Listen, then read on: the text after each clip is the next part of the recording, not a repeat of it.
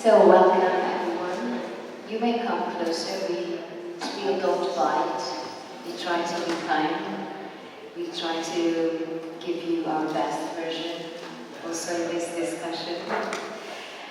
You know, but once I heard this term that life wants to succeed, and I'm convinced that there is something in us that wants to succeed, and we also feel this inside ourselves that we want to improve, we want to bring out the best out of what we have. And this is just so strong in us that we don't give up easily. And of course, there are different kinds of ways how can we achieve to show at least something that we think that is good to the others or to improve as artists. So we are daily doing something in order to achieve this best version of ourselves. And there are things that we are taking from outside, and then there are other things that maybe come from inside to help us to develop this best version of ourselves. And today we decided to have this discussion because we really would like you to succeed. And we heard Olivér's story, and we heard Orpah sharing her work. And you know that Airi spent most of her life serving musicians so that they can bring out the best version of themselves. And before we dive into our topic, I would like to ask you to say a few words about yourself. Why don't we start with you, Orpah?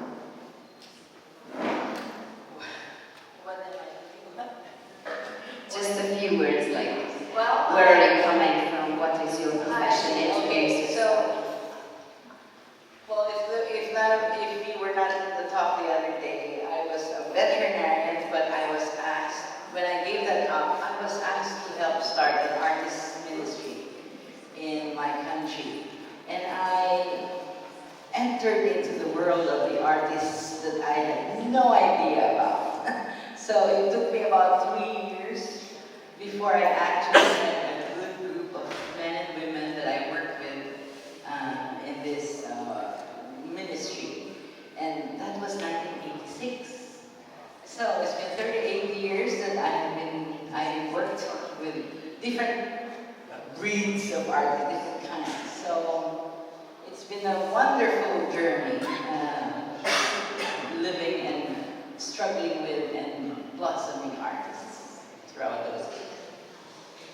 Thank you. Hello everybody, I'm Airi, Rink. I think you know a lot about me already. I was a dancer as I was young, and then I studied psychology, and I'm a psychological counselor, therapist, and working very much with musicians, artists, helping them, mentoring them, and for me it's this well-being very, very important to see that musicians can have a healthy self-esteem and a healthy place in life. Also, looking at this topic of addiction. On my left side, you see the people who help artists who are having problems. Whatever. Olivér. Why don't you present yourself? Welcome, it's nice to be with you guys. I am Olivér. I am actually an artist. I'm doing theater. I just had 65 shows in the last couple of months.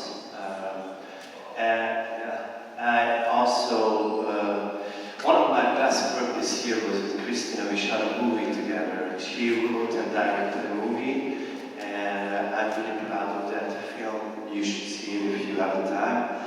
And I'm also working with addicts. I'm trying to connect with them and just make the first couple of steps what a real addicted person can do, how to get to rehab, how to get to church, so these first couple of steps is my passion. I want to go to university, actually finish my theology degree. I went to Bible school when I was younger. I want to finish that, and I also want to finish a school for addiction. These are my goals. Thank you. One thing struck me, actually more in your story, but when we prepared for this discussion, you shared that there was such a big pain in you that only this drug could bring that to silence, or could bring you in such a state where you finally said, it's now over, I don't feel it anymore. And before we dive a little bit deeper in that, I would like to turn to you, Airi, so that we clarify a few basic things. What is addiction, and also what happens in our brain when we take drugs? Thank you. Yes, I think it's very good to start with the facts. How you said in psychology or medicine, what is addiction? Addiction is a treatable chronic medical illness. It's really illness. And it can be defined as a strong physical or mental need or urge to do something or to use some substance. And it is a strong dependence of course, substance or activity, and you can't stop it, and even if it's harming you. And there is like two groups of addiction.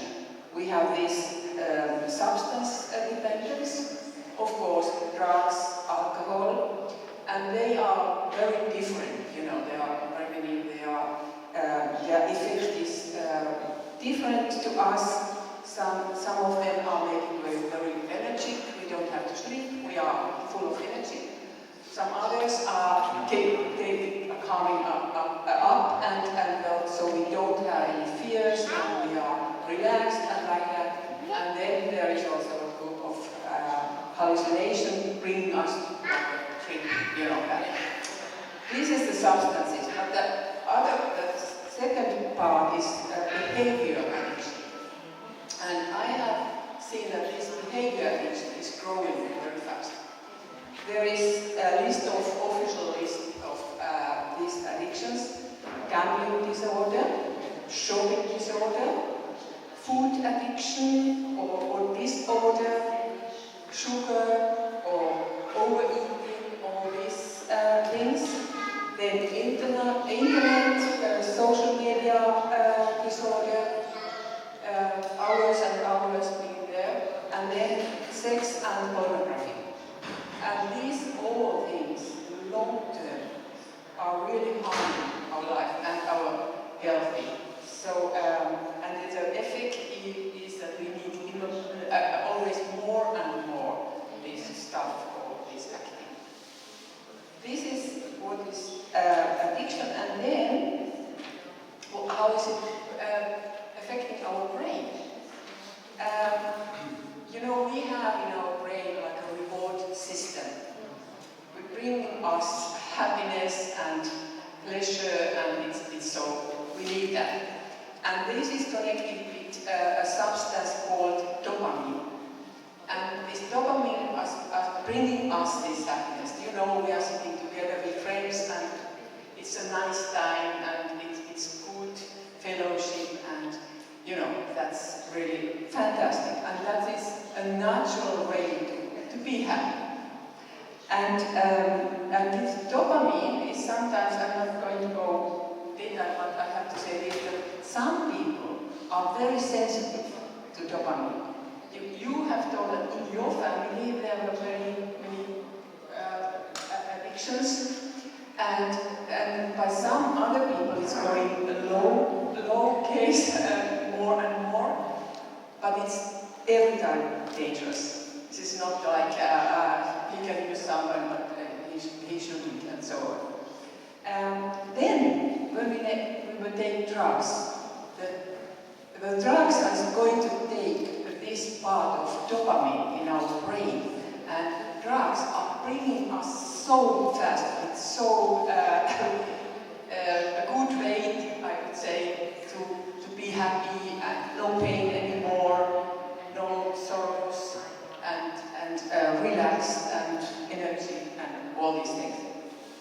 It is like, I give you a picture. I think this picture, it's not a whole picture, but it's a good way to understand this. So you will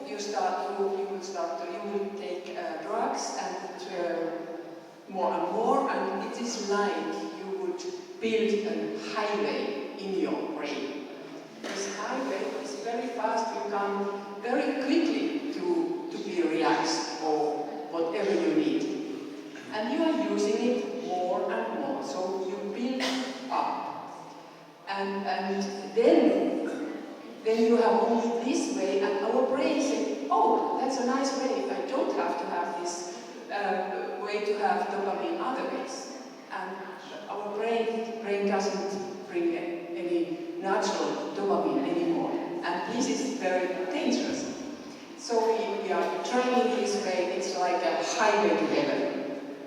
And then, one day you realized you get problems, social problems, working problems, health problems, all these things. And you think, oh no, this is not the way to heaven, it's the way to hell. I have to stop. And that is very, very difficult. And because our brain is changed, we have this one way. And it is like stopping this highway is like, you need help, you need support, was also telling this, all these things. And then it's like using a path, walking to find this natural dopamine. And that's the hard work. And it takes so much time. But it is absolutely possible. So you start with this natural way to walk. And the path is getting bigger and so on. And what do you think? How long time does it take that the highway is a forest again? Very long time. The trees are growing and and you can't use this highway anymore. That's why drugs are very, very dangerous and you have to be very careful with them. It's just, it strikes me that we want to achieve something good and we take this help of the drugs that are doing good on very short term with us, but they have this effect of helping our situation, takes away the pain, helps us to give a better performance and such. But at the end, on long term, we can lose so much, as you said, Olivér. You can really pay. It can cost your life. Let us get to the heart of this discussion. How do you remember your first time when you took drugs? What were your feelings? What was happening in your life? Were you already a successful actor at that time? Tell us a little details about that. I want to be quick with this because it's a very important story of mine. That when I first took drugs, it was right after 7 years of ministry spending with God. I went to Bible school, I worked as a pastor in church, I never used substances until I was 27. So basically my life should have been good. And the first time I took drugs, it was crystal meth. And even I get chills. I felt like that this is the first time when things are right. This is how it's supposed to be. And it was very clear. It was not like an addicted way of thinking about it. I was not an addict, it was the first time. But I don't know what's going on right now. But I think life's supposed to be like this. And what do I mean about it? I meant that joy and peace and openness and bravery was higher than pain, struggling, anxiety. And so the balance turned over to the good. And euphoria, I think it's an important subject to talk about. We're looking for euphoria. And I think regular life contains euphoria. have the capability of experiences. What I'm trying to say is, it's not the drug that was so good. My experience of life was so low. In the church, with God, because I was such a people-pleasing state. And my trauma was not here. And just a quick sentence about trauma. I think trauma has three ways. One of them is running towards it, running from it, and it's always the worst when you froze. Trauma is a frozen state where you don't know how to deal with anything afterwards. You make your way of behavior of sustaining life, but you are stuck there. And if you're stuck there, joy, peace, regular experience of life is gone. You act like it's there, but it's not. And so trauma and anxiety especially, was the major part of my experience. My throat, when I got saved, and I want to share this because maybe some of your experience will be the same. I got saved, I went to the Bible school, I ministered. My throat was pulling in the whole time after when they put me into the position of a pastor or an elder. My whole body was closing down of anxiety, and for years I felt like somebody is strangling my throat, and it's simply because I was forcing myself. I was not honest to myself. I was not authentic to myself. It's a long version of saying the whole big question. Thank you. Thank you, Olivér, for being that open about it. Orpah, you worked a lot with artists. You have seen many, many things. Is there something that stood out to you that is kind of repetitive, or you meet in the personality of the artist that they end up having troubles, or you were counseling them? Let me start by saying artists are beautifully designed by God to be beautifully talented. They are very sensitive people. They are handsome. They are beautiful. Will I go on? No. But yes, go on, right? But to just understand, so Airi was talking about the physiology of this addiction. Allow me to share with you the spiritual side of this. Larry Crabb, a famous psychologist, once wrote that the human species, human beings, were designed by God to be four things. People are rational beings, we're thinking beings. We are emotional beings, we need to feel things. Then we are spiritual beings. Somewhere along our path, we need to deal with a certain God. And then the fourth is we are longing beings. All of us long for something. When we were, remember my story, and then you heard Olivér's story, which are direct contrast. And I grieved over his story about how he said his life was changed when he beat his father just so to save his mom. And that was his design of his concept of a God. So the longing for a certain love and attention from a father was there, but was probably never met. So we long for love, acceptance, we long for relationships, we long to be heard, we long to be, like I said. But if these longings are not met, my mentor in counseling, Dr. Philip Ney, said, longings gone wild becomes lust. Lust gone wild becomes perversion and addiction. When you trace addiction down, where does this come from? It's really our longing to be loved and heard and be needed as a person.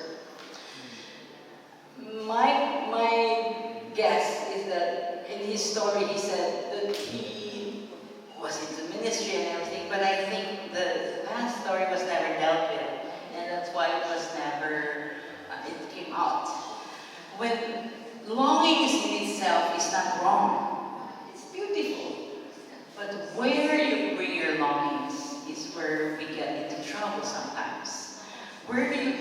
longings.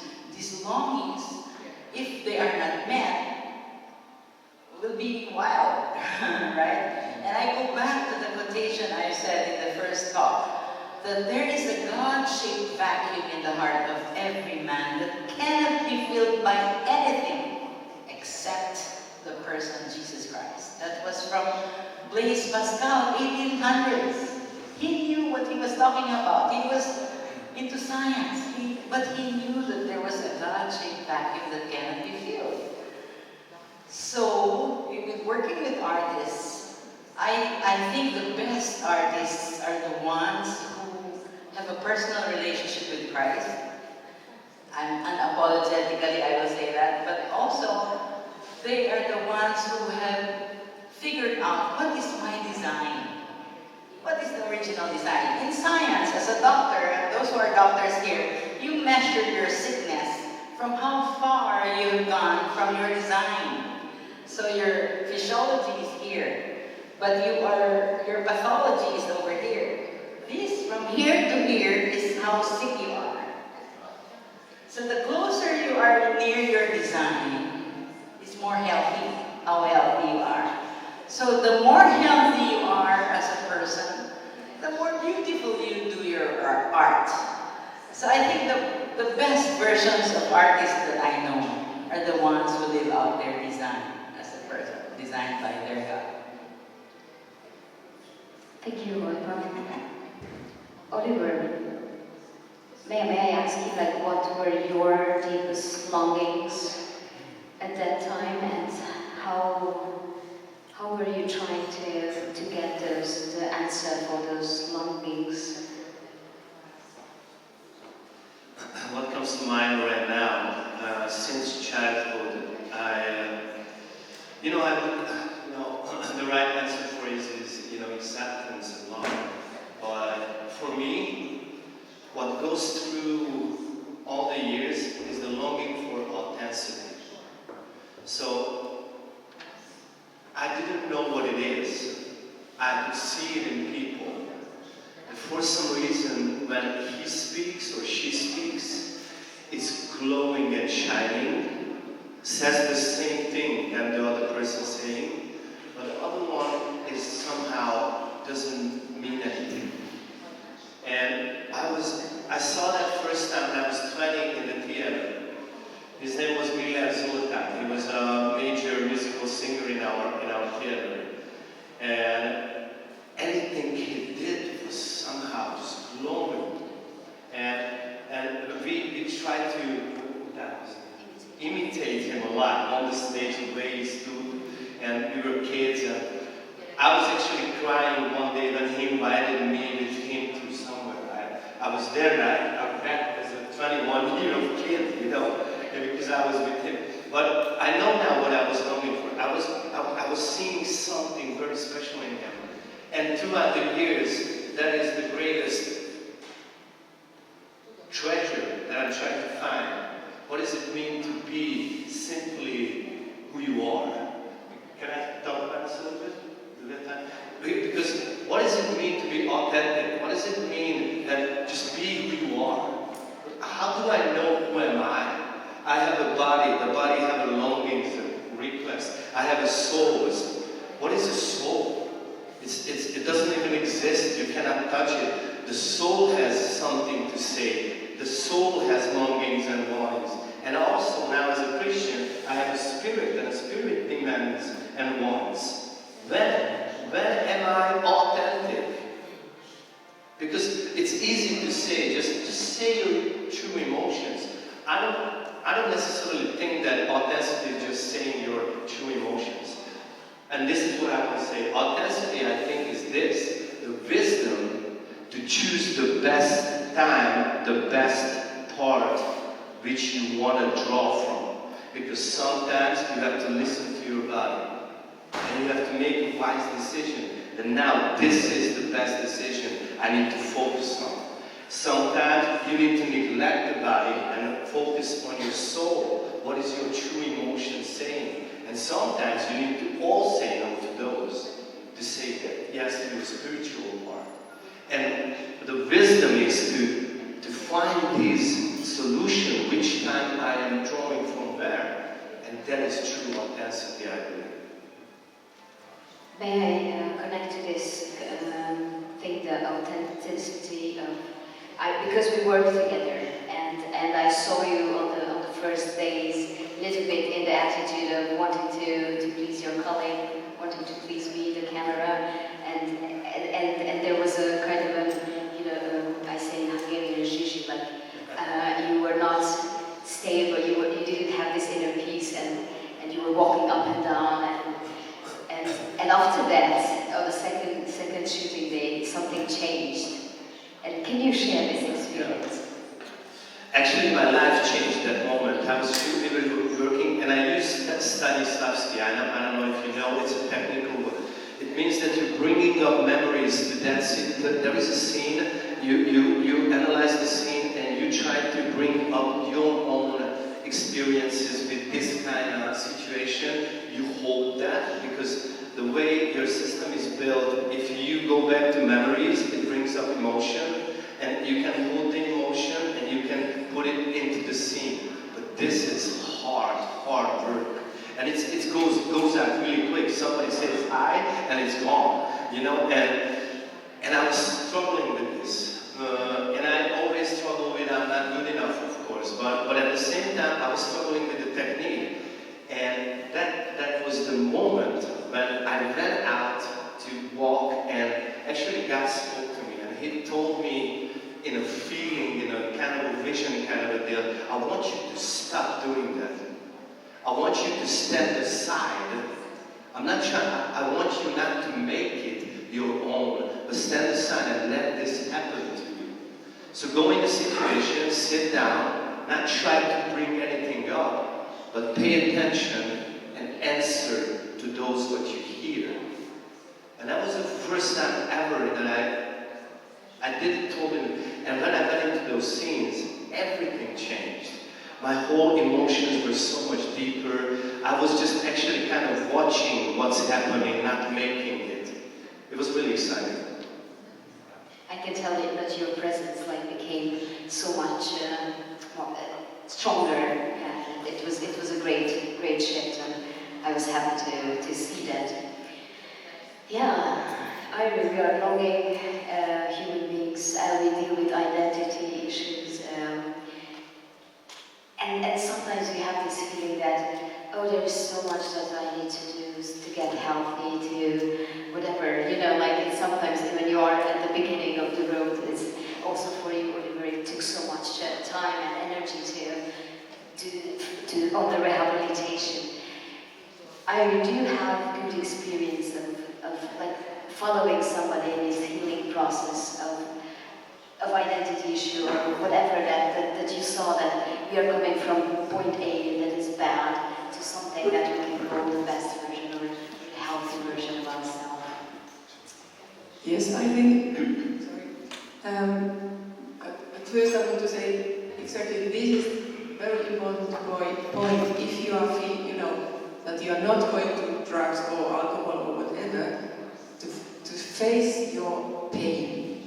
What kind of pain I have in my heart, and that is already hard work. To see it and accept it and see that I need help. If I can't do it alone, I need somebody to talk, and I will take this as a topic in my life.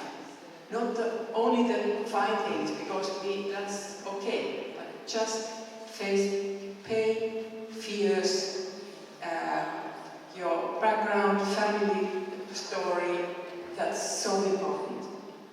So that you have a good basic and drugs and alcohol and all this is like feeling away from these problems. I have, as an example, I have maybe a negative example, but I was really very interesting. One young man came to me for a mental home. He was living, young man, and he came to me every week and we talked.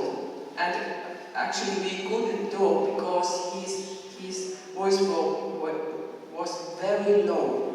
so he couldn't talk. I couldn't barely hear him. And then we of course tried to talk and communicate and so on, week by week, and somehow getting better and so on. And then we got to a good point where he was telling to me that, or explaining to me that his voice is a symbol of himself. And he's hating himself so much that he can't hear his voice and couldn't talk. And this hate was so strong. You can imagine what kind of life he was having. And then we talking about this hating and how can he see himself other ways, and very many hours talking, and then it got better, and he could in this room talk louder and so on, and it was fantastic, and I was so happy. And then it really was much better. And one day he came to me and said, "Do you know, I have been like a Michael Jackson." And I was like, "Okay, why?" and he said, "You know, Michael Jackson was so unhappy. He always wanted to be somebody else, change face and all these things. That was me. And I realized I just have to be me. Just me, not more or less." And that was a turning point in his life. Just me. And I think that's so good for us to hear. That's it.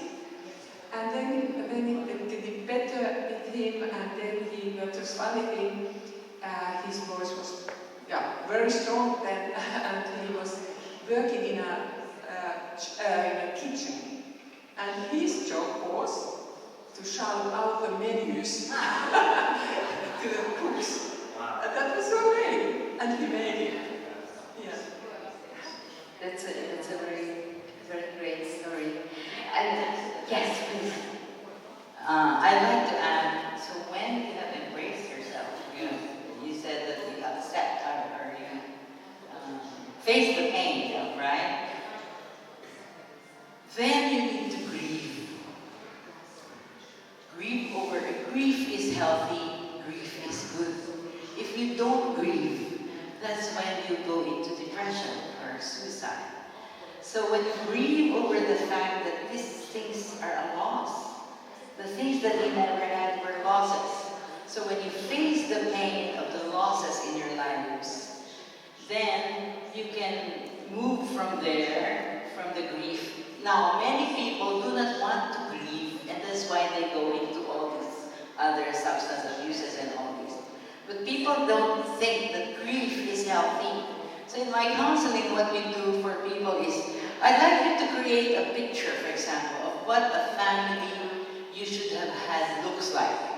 So my family should be a loving father, a good cooking mother, and 2 siblings maybe, and a dog. But then you draw a picture of the family you actually have.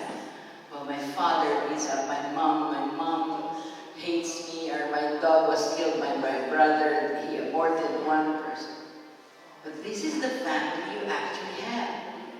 So you grieve over this is the family you will never have.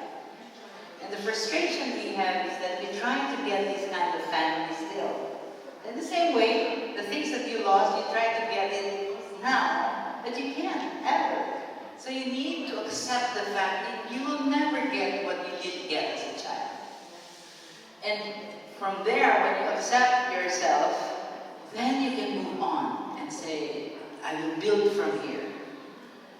So it's the same way with us as human beings. We need to face the pain of what we don't have now or long for, and we'll never get anymore, and then move from there.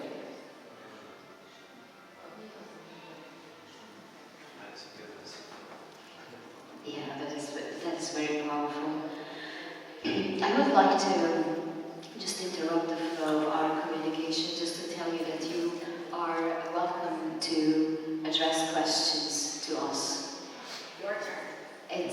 your turn, but until I leave you to a little bit think, I have a question to Olivér, as I heard about this facing pain, grieving over. Olivér, how is that for you in your case? Facing pain. Did that happen in the rehab?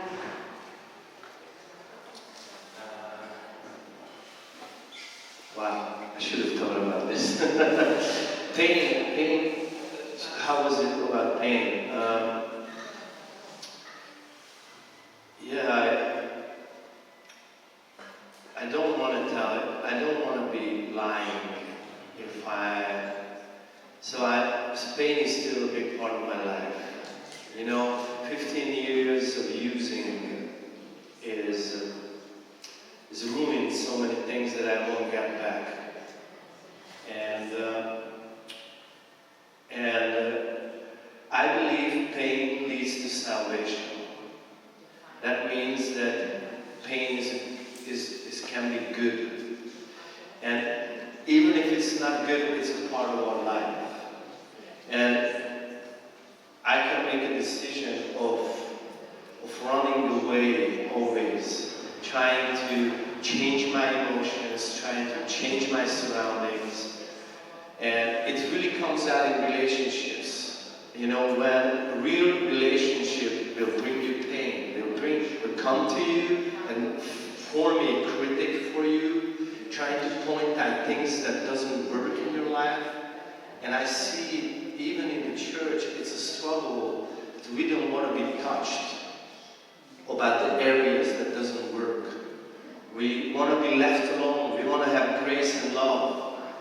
And I think in a certain way I agree, but my life changed since I'm okay with pain. I'm okay with suffering for a certain time. I'm okay with being in that position.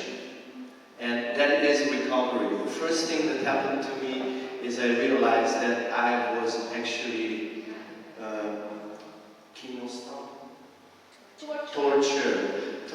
tortured myself with the hate I was feeling for myself.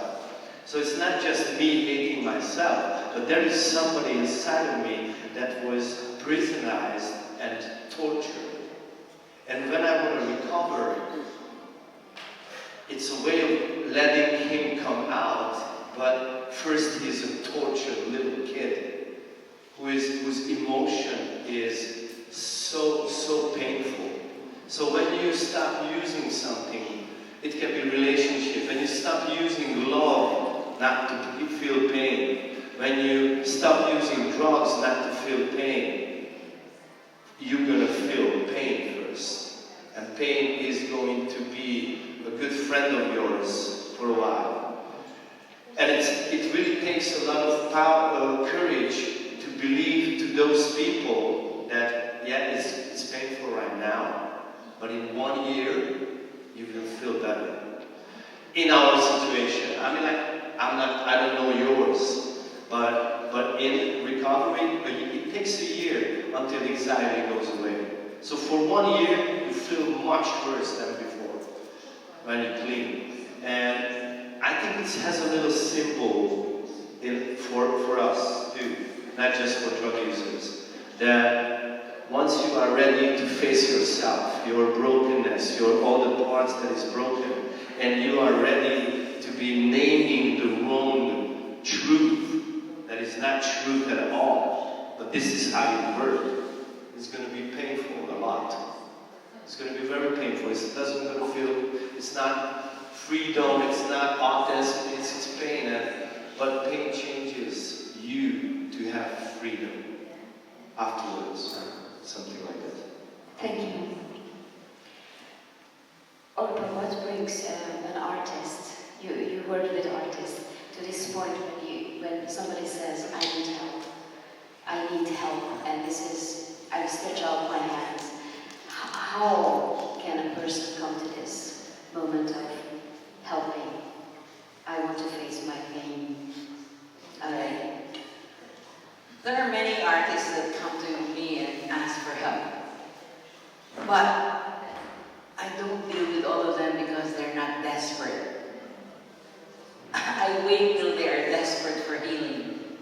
Even in counseling, if there are people who are referred to me, I tell them in their face, I will not work with you if you're not desperate for it. It's a waste of your time and my time, waste of your money. So I wait till a person is broken enough to deal with the pain, the hurt, and then that's a beautiful place to be in, because there is hope for the person. And when there are people who come to me desperate and really broken, I am so excited because I see more hope for that person than anyone I know. So, yeah, so you can come in.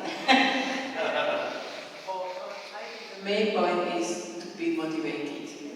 You said desperate, but also before to be, that's my opinion. You know, to say, yes, I want to change something. I don't want your soul massage.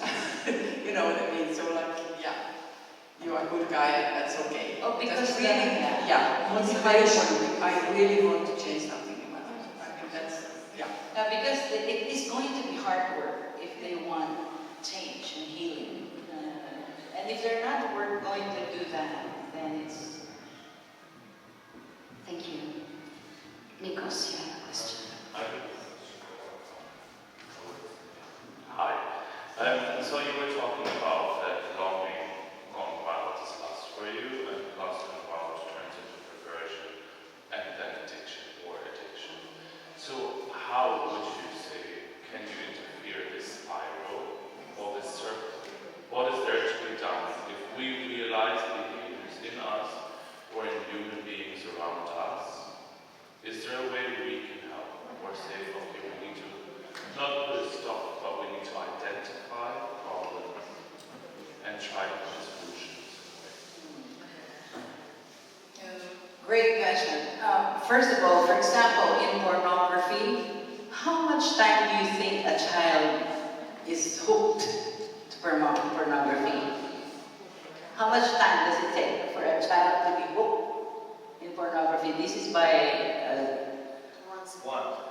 1 second. That's probably true. Somebody said it's 5 seconds. Meaning, if they are in the screen and something flashes, they can get hooked, right?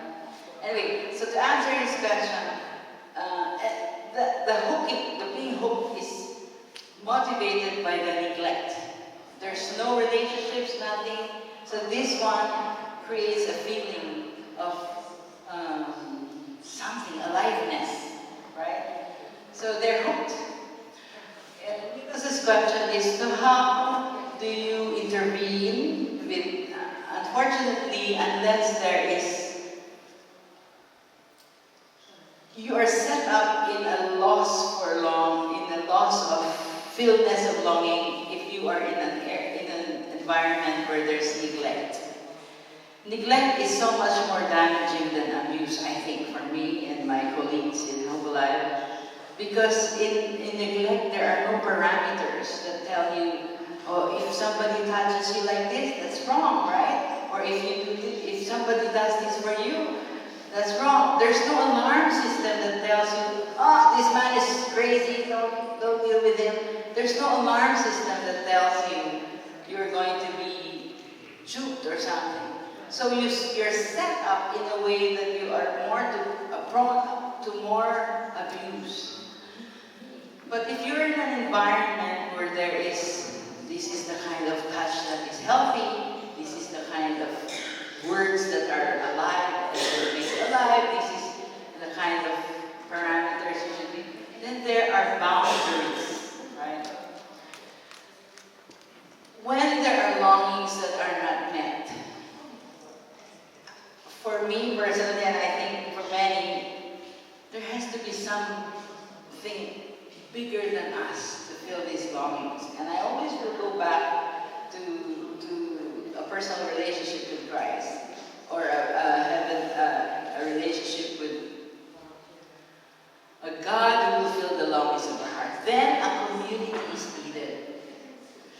A Christian community is healthy, or something, a mentor. It doesn't have to be anyone who will speak truth to you will help, or at least expose, who will love you enough to say what you're doing, I think that is damaging for you. Like my mentor once said to me, because I came one day, I was so much bigger than myself. You know what he said to me that I died? He said, why are you sabotaging yourself? And I didn't realize that. I was eating myself at a certain time that I didn't care. I think I was menopausal at that time. I didn't care. So I had to repent of that. And I was longing for the addiction to food was more longing for, oh, there's no husband, there's no one who will take care of me, you know, all this stuff. And I had to repent of that part of my story. I don't know if I can get, can you help me with what his question is, the longings against? I think it's an important question, and if I understand it right, is how can I intervene to somebody's use or getting to use something? And my short answer is you can't, really. You can't. But I think it's our responsibility to know a couple of things. And one of them is that facing them counts. So telling them their situation, this is, from my point of view, will lead up to their end, the deep point you see in Hungary, the rock bottom where they change. So it's like kind of hitting wood with the axe one by one, and so it's very important to speak to them. But the other important thing, and I say this to everybody because in Hungary it's every 10th person is an addict, so everybody will meet in Hungary an addict and get into their relationship. And I want you to know the best thing you can do for an addict to let them go. To don't support them, don't try to take them to your house, don't try to find a way of, because this is what it does. It just supports their use till continuing. It's very important for an addict to be left alone. The sooner he gets left alone on the street, on whatever, on his apartment, then he faces that he has nothing, he has no relationship, that's the best thing. It's very hard to do that. That means that your best friend, after the 5th or the 5th use, he was using drugs, you have to say, if you keep continuing, we're done. I love you, but we're done. You have to go. If you live here, you have to move. If one more time I see you use anything, you have to move out. Where can I move? What did I do? Doesn't matter for me. It's your life. You can go, and actually, this is love. This is what love does. Because this is the strongest point you can put on them so they can realize what a dangerous thing they are doing. It's very important because I see, and this is the last sentence, I see addicts struggling longer because their parents and their friends cannot say no to them. Yeah. Thank you so much for those honest words. I would have a last question, and if we have time for a few questions. But Olivér, you are an artist. We see artists here, and of course we want to the best version of yourself as an artist. And how do you see yourself before you started to using drugs, and now being after? How your talent or the way that you exercise acting changed, and what changed it, and how would you? It's an artist identity question. I think that is, if something I really want to quickly share about is this. I wanted to do it yesterday. I do believe my acting changed since my acting is not the most important thing in my life. And it's a very important subject, I think so. Because you are here to be starting out as a musician, and you want to put on the identity of a musician, but we need to talk about what does that mean? What does that mean that you are a musician? Does that mean that your value is as much as your music is? Because then, if you don't do music tomorrow, your worth is nothing. If they don't hire you in a certain job, that means your value is nothing. And it's honest. Don't lie to yourself that it's not going to be like that. So my struggle was all of my life that I felt unwanted, I felt not really talented, and it didn't matter how things were going good. This is what I felt because the identity was in art. And I always just simply wanted to do the best version of myself, but I couldn't. And one of the reasons because I couldn't, because it was the most important thing. And I want you to know, and I'm telling this to myself because I still can struggle with this. We are so much more than an artist. So much more. So much more. And once you know that this is just a part of your life, or amongst many things, you are capable of love, of connection, of relationship. You are capable of experiencing just life itself. And the only time you live, it's on the stage. You are in great danger of addiction, of relationship addiction, and chocolate addiction, and a lot of addictions are coming. And I'm not trying to take away the passion because you are young, except a couple of you. You are younger for a longer time. But if you, I don't want to take away the passion. Rehearse as much as you want. Be like a bull going into art like this, but just have it in the back of your mind that you are so much more valuable than what you can perform as an artist. And since I have that, and this is the key, it's a reverse psychology. Since it is not the most important thing, because relationships are, this is going like this. Art is going like this. Because I can be true and honest, because it doesn't mean as much. I feel power right now, but because what you think doesn't mean to me as much as it used to.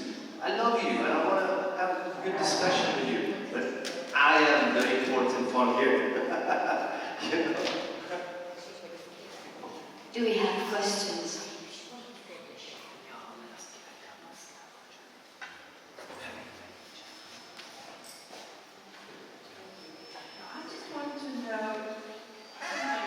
Answer is going to be, but it's not what I want to hear. I've got a friend, they have one son, it's a Christian family, and the son is a drug addict. He's been to rehab, I don't know how many times, but he lives at home, he can't find a job, his parents take him to church, then it goes good for quite a while, and then there's the surprise again. Do those parents have to actually let him go in order for him to be, a normal, recovering addict? So that's really a terrible situation, and it's for parents absolutely horrible. And that is the question how to help son, not the wrong way, and be strict and clear rules with him, but always saying we love you, whatever happens, you are our son. Not giving him you are desperate, we don't want to have you anymore. Because this is the way we can really love, but not the wrong way, giving money on all these things, but really saying, yes, we will be with you. We are waiting your yes for therapy. We are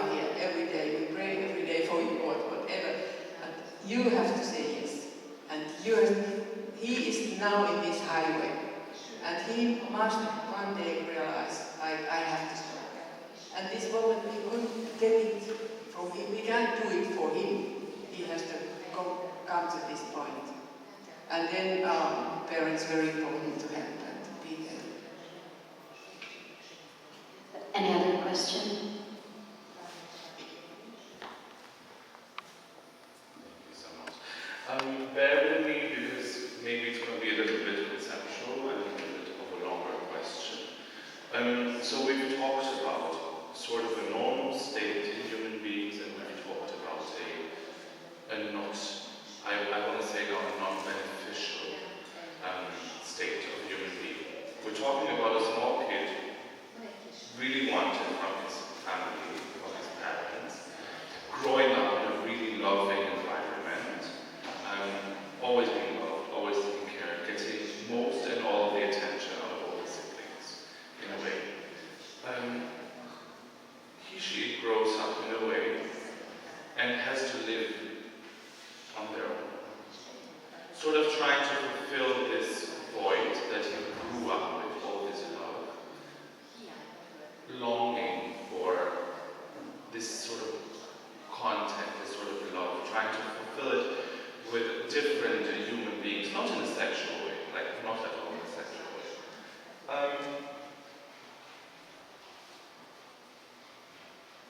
And him not getting this attention, sort of turning into a medical reaction of like ADHD or neurodivergency. In okay, the only way how to process not receiving this is sort of, it's not anxiety, but this inner of search for something in a way, and then this fulfilling in sort of saying, coming on stage or being with people, then getting this sort of over attention in a moment. Is this addictive behavior, or is this sort of actually just curing or trying to cope with a non-neglected childhood, but then feeling that there is neglection when it's on its own?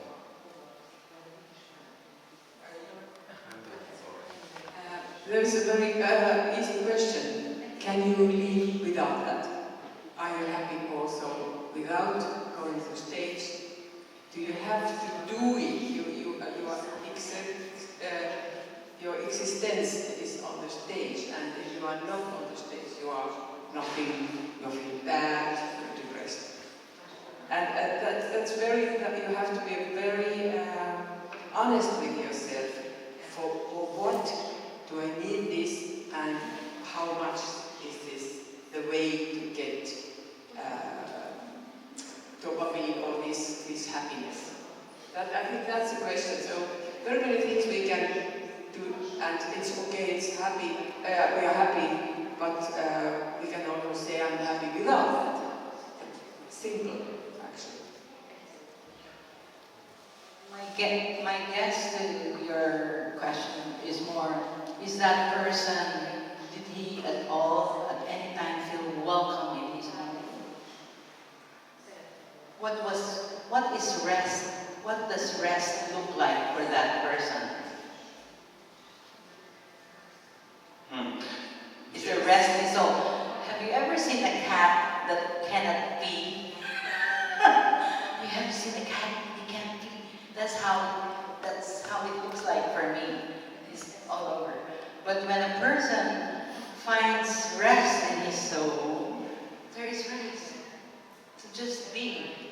And performing or not, there's rest. But that person that you're describing, he found his acceptance and welcome in a stage where he performs.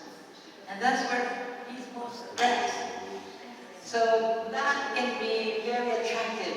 In a way, it's a form of addiction, maybe. Yeah, I want to connect to that because what you are saying, knowing Olivér for a long time, last time before we worked together last year, it was 12 years ago, and I simply couldn't sit with Olivér because Olivér was like,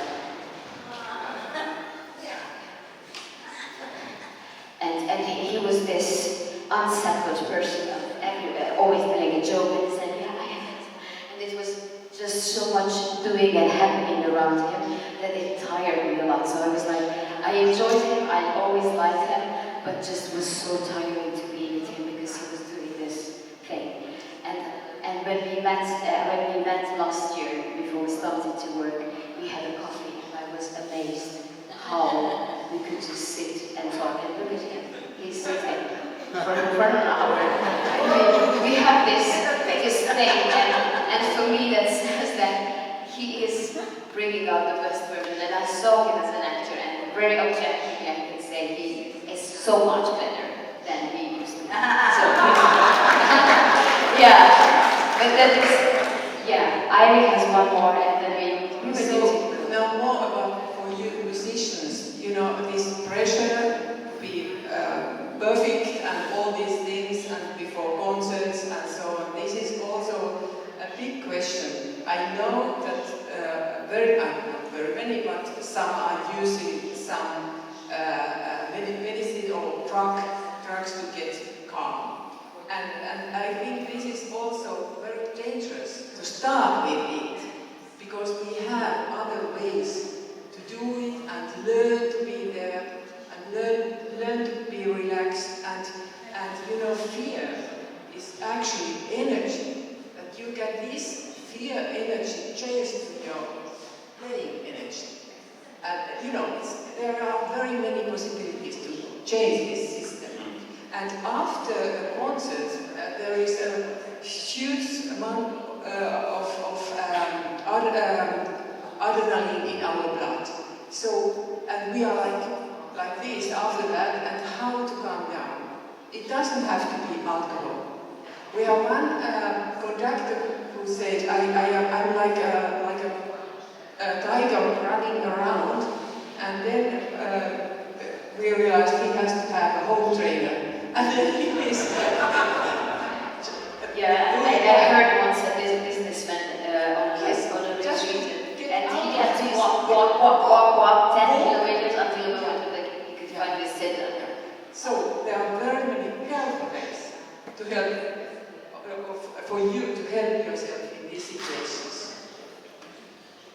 Yeah, thank you. Louis? I have a question.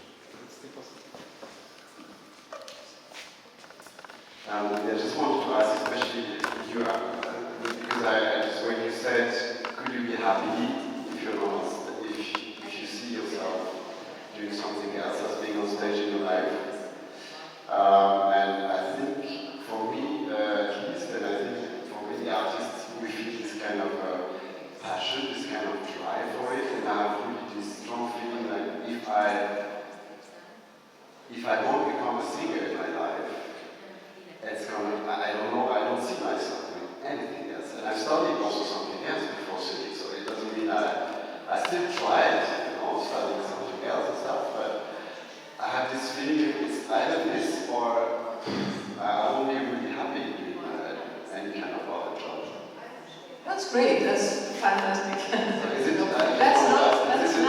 It is, no, I have to explain some more. It is like really, if we talk about addiction, I have to be on the stage. I have to be. And then if I'm not, I'm unhappy or I'm nothing. You know, the difference. This is a great way. No, to answer your question, no, you can excel and you can be the happiest singer and you can be the best. We're not saying, I don't think Airi was saying you need to question what you're doing. What she's just saying is the addiction that our friend is asking, the measure that it's an addiction is if you answer yes to that. So what I'm saying is now that, again, God has designed you to be a wonderful singer, and you should be the best. And you should excel. You should be nothing less. That's part of your design as a singer. But when it gets in the way of relating to people, gets in the way of life, that's when it can be difficult. And it's also a thing I can relate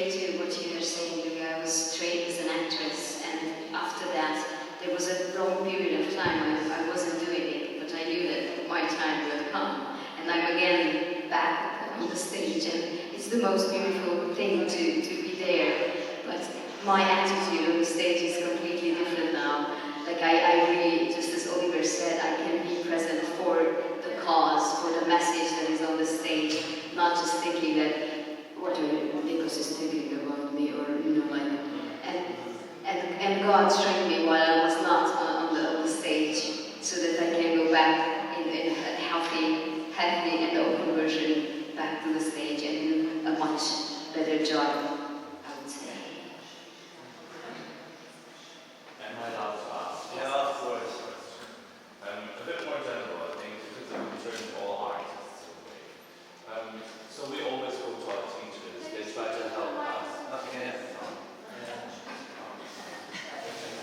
So one last question, a bit more general, because I think it concerns all artists and everyone who's here. So we all continuously, throughout our life, will go to our teachers, they will try to help us. But when we started, or at some point, we always come to those moments when they tell us something in a way, that this and this we have to change, it's not good yet, we have to improve, this was great. Sometimes there's those moments when we don't realize, or they're doing something with us, and we're like, I can't do this, or it triggers something within us, so we have a nervous system reaction. What can we do to enhance and make this nervous system reaction not as strong as it is sometimes? And to make it a bit personal, I have a very good relationship with my singing teacher. But she always talks about that when we're trying to crack open something, and something is right before a change, there's so much resistance that I'm giving, I don't let her enter in this. And she has to keep on pushing and pushing and pushing in a way, until we finally can close off this wall in a way. And I'm asking myself, why is the nervous system reaction so strong? I see it especially in lots of singers, to be honest. Is it because it is so personal? Is it because we can't break out? Because I know a little bit of your story. I will guess. My guess is it's a trigger. A trigger because some other people in your life have been pushing you and pushing you to do something you don't like to do. And it's not necessarily this person, it's a trigger. It's a trigger of a response, and a big negative response to a little stimuli. So I'm wondering who that person was in your life. It's not necessarily just you, but who is the person in your life that does that to you, that triggers a huge response. Because there are others that you may respond, it's the same thing that they're doing, but you may not be responding in that big way. So I wonder who the trigger may be. So it's something for you to think about. That's my response. I don't know about it. And I want to say quick, I think because, I know I'm coming from far, but because there is a war for our soul. That means that I believe in evil and I believe in good. Evil is trying to make you, as she was saying, the further of your design as you can be. And good is trying to be the best version of what you can be. I think one of it is God, one of it is the devil. According to your faith, you can download this version of whatever you... But I believe good is and evil exists. And I believe that when we're trying to be the best version of ourselves, even in my technique, I think there is a war against it, that they're trying to stop it. So there is the nervous system, but spiritually, I believe there is somebody is coming against that, who is, it seems like who has a touch in our emotions as well, in our minds. Because if you find a technique to be the best version of yourself, you are the greatest example of God in the world. Because you are the version, the best version He created. I think there is a war against that. I would talk to that teacher and just discuss with the teacher, this is how I feel about how you push me. And it's a good conversation, I would think. At least he knows his impact on you as he pushes you like that. Maybe he should tweak a bit about the way he teaches. So to actually summarize a little bit, it would be finding the source. And to also summarize what you've said, I really liked it, that our body feels, this is what my teacher says as well, when it's right. And then it yearns, it longs for this moment again. But what conflicts the evil is the brain that was sort of poisoned by thoughts from people outwards, by this source that has, I don't know, maybe tormented or told that person this or this or that. But to be able to better yourself and be a better version of yourself, you have to be able to identify where it comes from. Yeah, the source is very important for me. That was also a thing that I grew up, people watching me. I was doing figure skating at an early age, and the sight who was looking at me with what kind of opinion was very important. I read a last comment. We will need to close soon. Yeah, just for singers, I think this is very special. I have talked so many singers. It is like their instrument is their body more than other instruments. Of course, you use your body anytime, but it's like this guy who hated himself, couldn't hear his voice. It's something you are giving much more, I think. And it's like being like a naked for the people. They are hearing your voice. And this is very important to train this, to be strong in this. And I think you are the right way. There maybe is some boundaries you can go through with your teacher. Get out of this and say, I'm not anymore afraid to sing and give it from the out, you know. But all the singers be very, very careful with your personality and with your voice and as a holistic way, because this is really something special. It's easy for you with that voice. You should try it with mine. Yeah, thank you so much for all of you for showing hope that we can do something to bring out the best version, and that there we have so many healthy options to explore that, to grow. And I really encourage all of you to go to the mentors, to go to the relaxation workshops, to take advantage of the experts who are with us here at Summer Institute. Thank you so much for coming. Enjoy the rest.